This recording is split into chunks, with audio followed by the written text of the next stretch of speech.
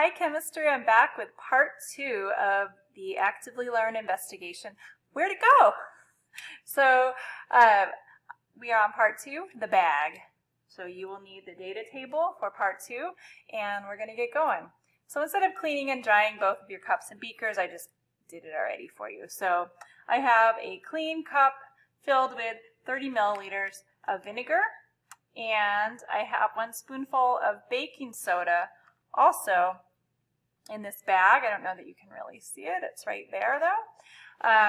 And I also tried to push, or actually with a straw, suck all of the air out of the plastic bag without spilling the vinegar.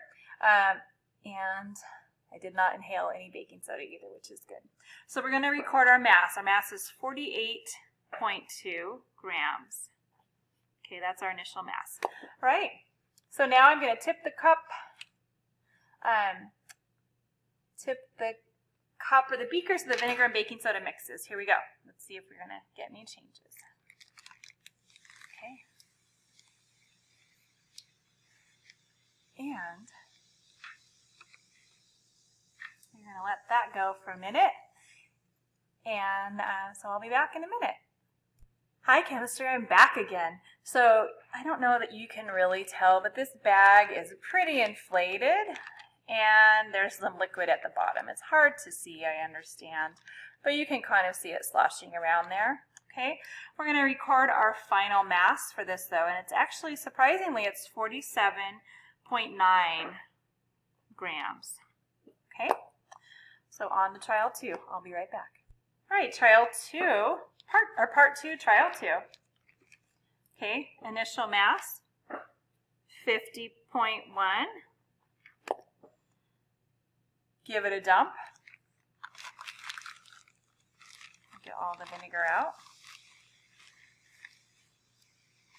You know what I'm noticing is that there's some leakage. I think this bag is not ideal. Okay. But I will be back in a minute. Hey Chemistry, I'm back. Trial 2. So our ending mass is 49.6 grams. And actually, while I was away, I tried it with a Ziploc bag that did not have a zipper because I was curious to see if we were losing any mass through the zipper, like if it wasn't airtight.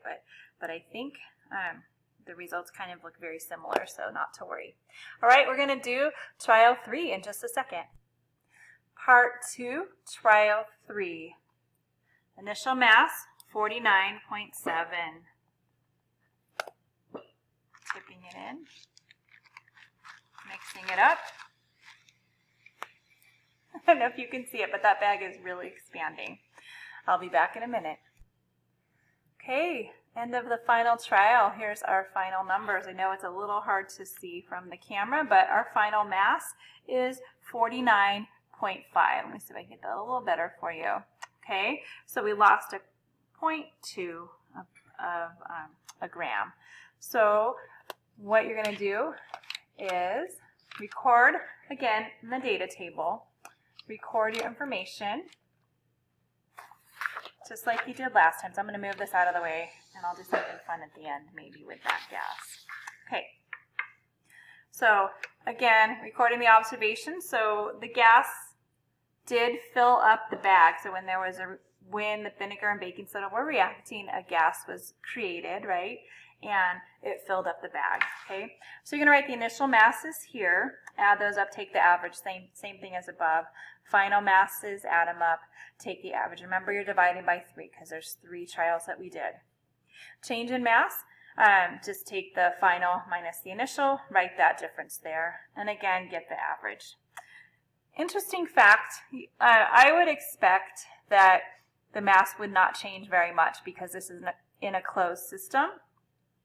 For some reason, we did have some loss, so that's actually unexpected from me. So maybe, when you're answering those questions, like maybe talk about maybe there was some sort of error. Maybe I didn't seal the bags all the way. Maybe these cheap plastic bags are a little porous. Something like that. The last trial we did pretty good, though. We only lost 0.2. The other ones we lost a little bit more than that. Okay? All right. Thank you. Hope that was helpful.